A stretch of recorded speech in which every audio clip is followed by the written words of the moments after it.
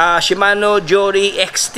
Ang ginamit sa kanyang tinidor is Santor. Ito mga katropik dito, mayroon siyang shock pala dito sa ilalim. Ayan o. Ayan o, 1, 2, 3. So by the way, ito po ang kanyang ang kanyang batalya, medyo pa-curve sa dito. So ayan, what's up sa inyong lahat mga katropik. So dito tayo ngayon sa special review ng Atomic, no, na sobrang ganda to mga katropics. So pati mong silipin, no, magkano kanyang presyuhan dito, ang kanyang last price, at simple ang kanyang specs at ang kanyang locks dito mga brad. Ganda ayan. So bago ang lahat, kung bago ko pa lang sa akin channel, baka naman dyan subscribe na katropics, follow sa ating Facebook page Tropics, ayan, para lahat ng update ay mapunta sa inyo. So wag nang paligoy-ligoy pa, ng silipin ang folding bike na 20ER Atomic.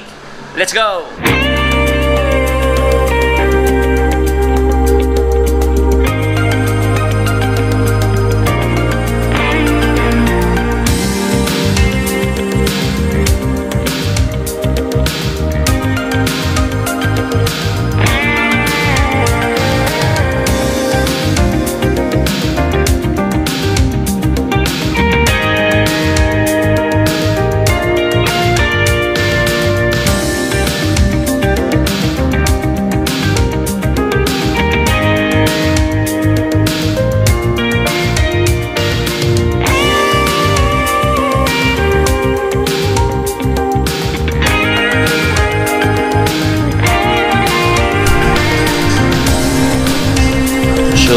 Alright, so let's start mga katropik. At ito pong silipin ngayon ang kabuang itsura ngayon ni Atomic.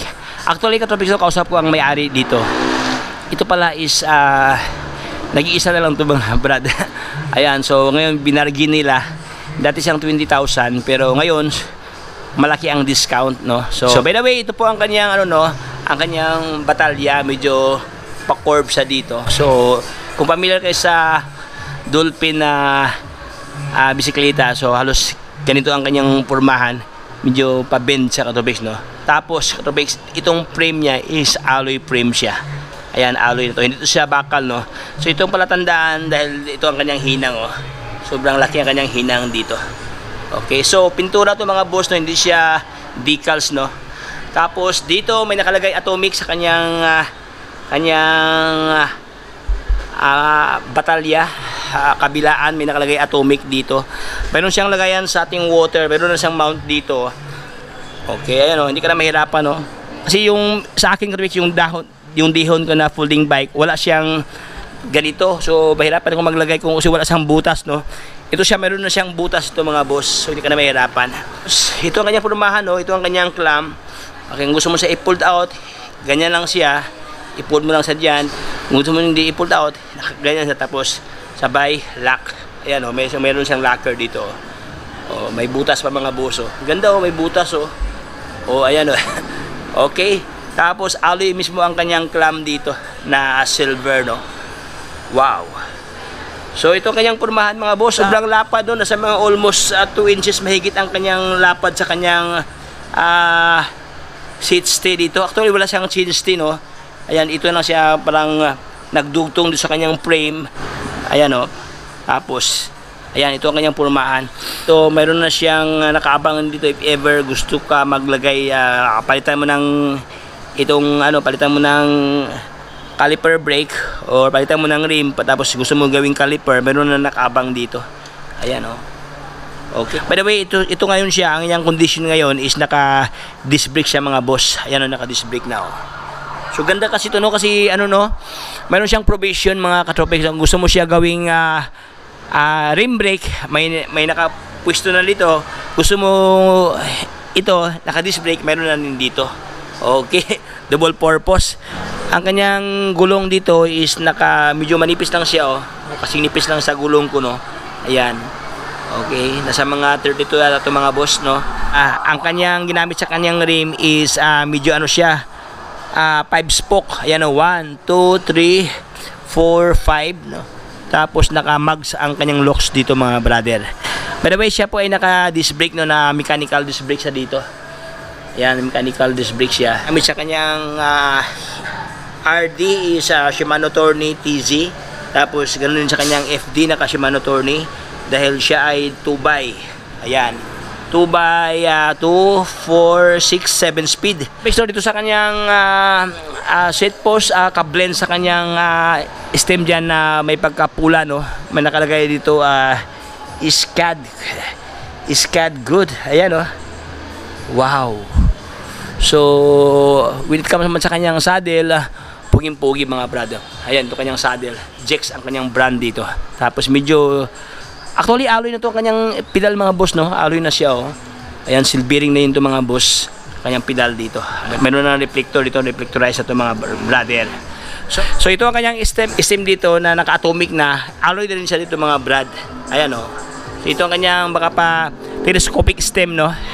Ayan, oh. Ganda, kulay pula, oh. Ka-blend dito sa kanyang ano at kanyang set post at saka mismo sa kanyang locks, no, kulay pula.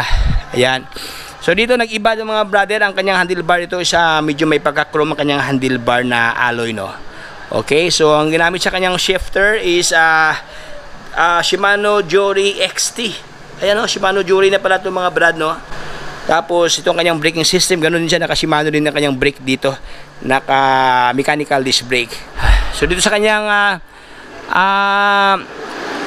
tinidor, ang ginamit sa kanyang tinidor is Santor. Ayan, is our Santor. Brand dito mga Katropics, no. Tapos mga Katropics, naka-swing shock siya dito. Meron na palang shock, no. Akala mo kasi naka-rigid fork siya dito. Kanyang tinidor kasi tinan nyo, naka-rigid siya. Pero ito mga Katropics dito, meron siyang shock pala dito sa ilalim. Ayan, oh, medyo na yung naka-usli dyan. So the moment na nagbabounce sa mga brad, ayan, oh, lookalike rigid ang kanyang pormahan dito, pero ang kanyang shock dito bahagi sa kanyang gitna, ang kanyang shock. Merong shock siya dito. Ayan, nakalagay swing shock. Alright, so ito ang kanyang pormahan, Katropics. So puging-pugi ka talaga to. Ayan, oh.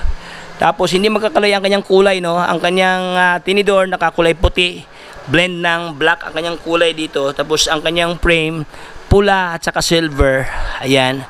So halos hindi magkalayo ang kanyang kulay mga brother. Ayan, ayan, oh. Sobrang baka pa naka-terno, no. Ayan. So the only one na lang to mga boss, no. By the way, ang kanyang halaga ito Katropic is halagang 20,000 ang kanyang cash price. Pero for today, no, binigay sa atin dito ng 15,000 pesos sa halagang 15,000. Mayroon ka ng ganito kasing pormahan na sobrang puging-pugi, wala ka nang i-upgrade dito. Ayan. By the way, Katropics, no, ang kanyang ginamit sa kanyang crank arm dito, kanyang chain, kanyang crank dito is naka Light Pro na. Light Pro ba? Hindi pala, Lansing, ala ko Light Pro. Powered by Lansing ang kanyang crank dito na CD130.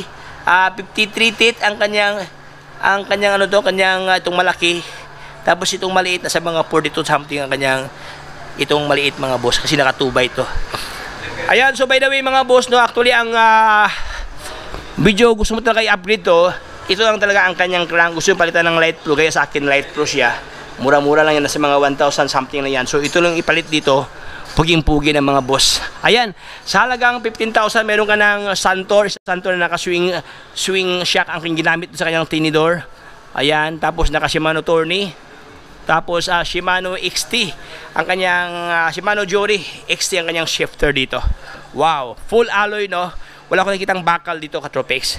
Ayan, so hanggang dito lang tayo mga boss, to. So sa lahat ng gustong bibili, no, ilagay ko lang sa mismong vlog nito ang kanilang contact address. Ayan, hanggang dito lang tayo Katropics. Maraming salamat sa panonood sa ating munting kwentuhan regarding sa offer ngayon ni Global Chris Bike na sobrang puging-pugi na folding bike. Ayan, so sa lahat ng mahilig sa folding bike dyan, ayan, so ito na po mga Katropics, oh. Maganda to kasi pwede ito isakay sa LRT, MRT, no.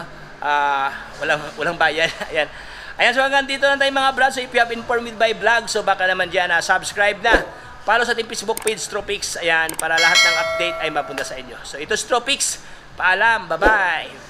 Signing off.